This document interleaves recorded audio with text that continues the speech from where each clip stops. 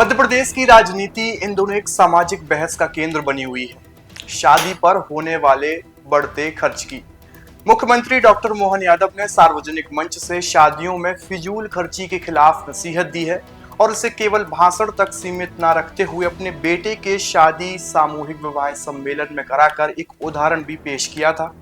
इसी बीच इंदौर से विधायक गोलू शुक्ला के बेटे की शाही शादी भी चर्चा में बनी हुई है। इन दोनों घटनाओं ने भारतीय शादियों में सादगी बनाम दिखावी की बहस को फिर से तेज कर दिया है। भारत में शादी सिर्फ दो लोगों का रिश्ता नहीं बल्कि सामाजिक प्रतिष्ठा, परंपरा और हैसियत से जुड़ा आयोजन बनती है। इसी पृष्ठभूमि में मध्य प्रदेश के मुख्यमंत्री डॉक्टर मोहन यादव की नसीहत और उनका निजी उदाहरण चर्चा में बना हुआ है। मुख्यमंत्री मोहन यादव ने सार्वजनिक मंच से शादियों में फिजूल खर्ची से बचने की अपील की और बताया कि उन्होंने अपने बेटे की शादी सामूहिक विवाह सम्मेलन में कराई थी। वहीं दूसरी ओर इंदौर से विधायक गोलू शुक्ला के बेटे की शाही शादी ने यह सवाल खड़ा कर दिया है कि क्या समाज और राजनीति में सादगी अभी अपवाद ही है। इन दोनों शादियों के बहाने एक बार फिर भारतीय विवाहों में बढ़ते खर्च पर बहस तेज हो चुकी है। नमस्कार, आप देख रहे हैं पेप्टिक टाइम मध्य प्रदेश समाचार और मैं हूं आपके साथ आयुष शुक्ला।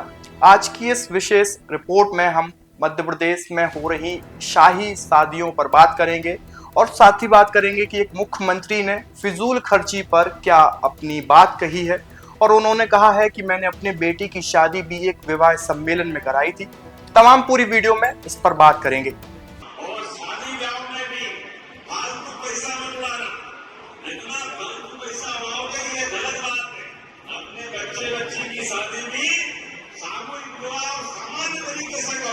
पैसा लगाना तो बच्चों को पढ़ा लेता, लेकिन अनावश्यक खर्चा मत करो, अनावश्यक दिखावा मत करो। सहयोग कितना अच्छा है, मुझे भी आपने मुख्यमंत्री बनाया। अपने बच्चे की शादी भी सामूहिक विवाह में की करना चाहिए कि नहीं करना चाहिए। तो हमारे बीच ऐसे लोग दिखावे से बचते हुए अपने जीवन में इस बात का भी संकल्प करो कि अपने पास अपने परिवार में दो पैसे आए तो वो जिनसे बच्चे को पढ़ाने लिखाने में किसी गरीब आदमी की भी मदद करने की जरूरत पड़े तो जरूर करना, लेकिन अपने जीवन में अनावश्यक दिखावा करने से बचना चाहिए। मुख्यमंत्री डॉक्टर मोहन यादव ने कहा है कि शादी में फालतू पैसा उड़ाना सामाजिक तौर पर नुकसानदेह है। उनका तर्क था कि जब बड़े और प्रभावशाली लोग भव्य शादियां करते हैं तो गरीब और मध्यम वर्ग भी सामाजिक दबाव में वैसा ही करने को मजबूर हो जाता है। उन्होंने साफ कहा है कि कई परिवार शादी के लिए कर्ज लेते हैं, जमीन गिरवी रखते हैं और सालों तक उसका बोझ उठाते रहते हैं। मुख्यमंत्री के मुताबिक शादी का मकसद रिश्तों की शुरुआत है, ना कि खर्च और प्रदर्शन की होड़। मुख्यमंत्री ने अपने निजी जीवन का उदाहरण देते हुए बताया कि उनके बेटे अभिमन्यु और बहू डॉक्टर इशिता, जो दोनों डॉक्टर हैं, उनकी शादी 30 नवंबर को उज्जैन के सांवरा खेड़ी में आयोजित सामूहिक विवाह सम्मेलन में कराई थी। इस सम्मेलन की खास बात यह थी कि इसमें हर वर्ग के जोड़े शामिल थे।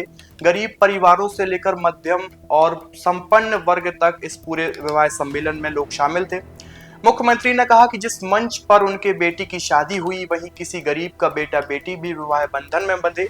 उनका कहना था कि सबका साथ सबका विकास केवल नारा नहीं है बल्कि व्यवहार में उतारने की जरूरत है। अब इसी बीच इंदौर से विधायक गोलू शुक्ला के बेटी की शादी पूरी शाही ठाट बाट के साथ हुई।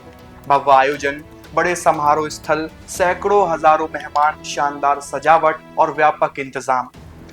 इस शादी ने राजनीतिक और सामाजिक हलकों में खूब सुर्खियां बटोरी। यह शादी पूरी तरह निजी मामला है, लेकिन मुख्यमंत्री की सादगी की अपील के समांतर इसे देखा जा रहा है। एक ओर सत्ता का शीर्ष नेतृत्व सादगी का संदेश दे रहा है तो दूसरी ओर राजनीति में ही शाही शादियों की परंपरा भी लगातार जारी है। अब बात भारत की करते हैं। भारत में नेताओं और बड़े कारोबारियों के यहाँ भव्य और विशाल शादियां कोई नई बात नहीं है। देश के कई हिस्सों में राजनीतिक परिवारों की शादियां पावर शो के रूप में देखी जाती रही हैं, जहां बड़े बड़े नेता, मंत्री, अफसर और उद्योगपति एक मंच पर नजर आते हैं। बड़े कारोबारी घरानों में शादियां अक्सर डेस्टिनेशन वेडिंग, विदेशी कलाकारों की परफॉर्मेंस और करोड़ों के इंतजाम के लिए चर्चा में बनी रहती हैं। इन आयोजनों को कई बार नेटवर्किंग और प्रभाव विस्तार का अवसर भी माना जाता है, जहां रिश्तों के साथ साथ राजनीतिक और कारोबारी समीकरण भी मजबूत किए जाते हैं। समाज शास्त्रियों का कहना है कि जब सार्वजनिक जीवन में प्रभावशाली लोग इस तरह की शादियां करते हैं तो उसका सीधा असर आम समाज पर भी पड़ता है।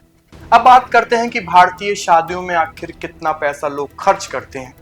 भारत आज दुनिया के सबसे बड़े वेडिंग मार्केट में गिना जाता है। विभिन्न रिपोर्ट्स और सामाजिक अध्ययनों के अनुसार भारत में शादी उद्योग का आकार कई लाख करोड़ रुपए है।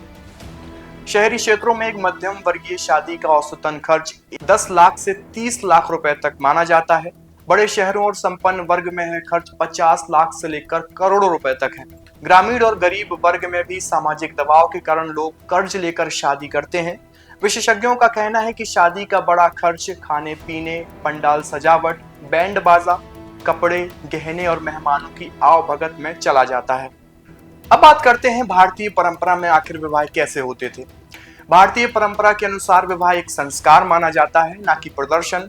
पहले शादियां सीमित दायरे में की जाती थीं। परिवार, रिश्तेदार और गांव या मोहल्ले के लोग ही शामिल हुआ करते थे। आयोजन साधारण होता था, भोजन भी सीमित और सादा रहता था। विवाह का मुख्य उद्देश्य सामाजिक और पारिवारिक संबंधों को मजबूत करना होता था, न कि आर्थिक हैसियत का दिखावा करना। कई जगह सामूहिक सहयोग की परंपरा थी। कोई अनाज देता था, कोई बर्तन तो कोई श्रम, जिससे खर्च का बोझ किसी एक परिवार पर नहीं पड़ता था। बुजुर्गों के मुताबिक शादी जीवन की शुरुआत थी, हिसाब किताब की नहीं। आर्थिक विकास, शहरीकरण और उपभोक्तावादी सोच के साथ शादियों का स्वरूप बदलता चला गया। बड़े पंडाल, महंगे होटल, डिजाइनर कपड़े और भव्य सजावट अब आम हो गए हैं। सोशल मीडिया ने भी परफेक्ट वेडिंग की प्रतिस्पर्धा बढ़ाई है। विवाह अब कई बार सामाजिक प्रतिष्ठा और स्टेटस का प्रतीक बनते नजर आ रहे हैं। यहीं से शादी का खर्च तेजी से अब बढ़ने लगा है। समाज शास्त्रियों के मुताबिक भारत में शादी अब प्रतिस्पर्धा का रूप ले चुकी है। किसकी शादी ज्यादा भव्य, ज्यादा चर्चित और ज्यादा यादगार रही है। यही वजह है कि कई परिवार अपनी आर्थिक हैसियत से ज्यादा खर्च करते हैं। इसका असर यह होता है कि शादी के बाद परिवार कर्ज के बोझ तले दबता चला जाता है, जिसका असर बच्चों की शिक्षा और भविष्य पर पड़ता भी नजर आता है। सामूहिक विवाह सम्मेलन इस समस्या का एक विकल्प पेश करते हैं।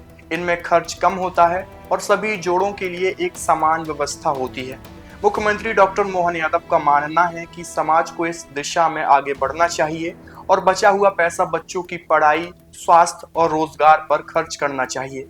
हालांकि यह भी सच है कि अभी सामूहिक विवाह को समाज के एक हिस्से में ही स्वीकृति मिली हुई है, जबकि बड़े वर्ग में भव्य शादी को ही प्रतिष्ठा से जोड़ा जाता है। इस पूरी बहस के बीच एक अहम तथ्य यह भी है कि हर व्यक्ति और हर परिवार का अपना सोचने का तरीका होता है। किसी के लिए शादी सादगी का प्रतीक है, तो किसी के लिए यह जीवन का सबसे बड़ा उत्सव।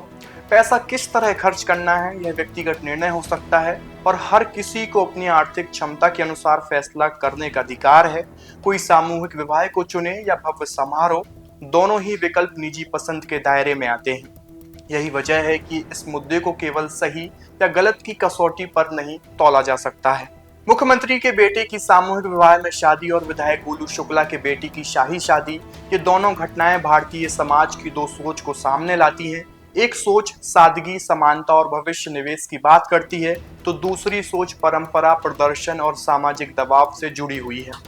अब सवाल यही है कि आने वाले समय में भारतीय शादी किस दिशा में जाएंगी, सादगी की ओर या शाही ठाठ की ओर, यह फैसला समाज को खुद करना है। आपकी इस पूरी खबर को लेकर क्या सोचना है, कमेंट बॉक्स में अपनी प्रतिक्रिया जरूर दीजिए और बने रहिए पेप्टिक टाइम के साथ। शुक्रिया।